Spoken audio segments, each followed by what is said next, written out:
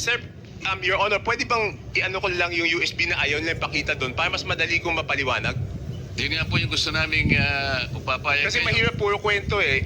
Ito, may numero po to. Bigyan natin ng kopya po yung Blue Ribbon Committee. Ito po. May I direct staff of the Blue Ribbon Committee to please secure the copy from Congressman Tiangco para makita po natin yung binabanggit niya. Ipakita po natin sa sa screen.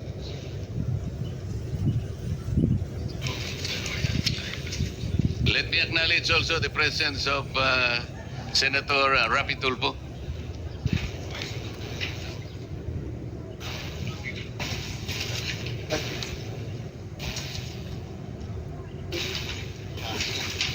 Mr. Chair, may I interject, Mr. Chair?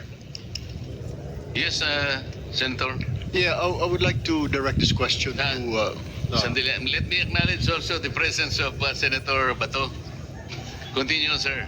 I would like to direct this question to Congressman Toby Chanco. Sir, sabi niyo parang 17.5 ang niloobo nung budget. Tama po ba yun? Kunin ko lang po yung eksaktong records para sigurado. Kasi parang sinasabi nyo, 2 something lang ang request nung district na yon. And you don't believe na hindi nila kaya yung kasi mga ordinary at mga bagitong congressman. Tama po ba yon? Hindi naman po ordinary, sir. Regular. Yeah. What I mean Regular. to say, sa district ho na yon. Tama po ba? Yes, Your Honor.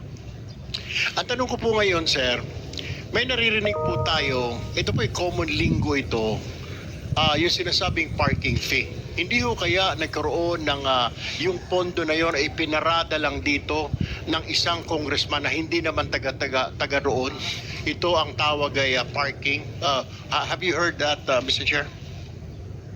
Yes, sir. Yes, Your Honor. Nadinig ko na po yun. Pero dalawang term po yan, di ba? Kung matatandaan nyo sa Kongreso, isa yung parking, isa yung sagasa.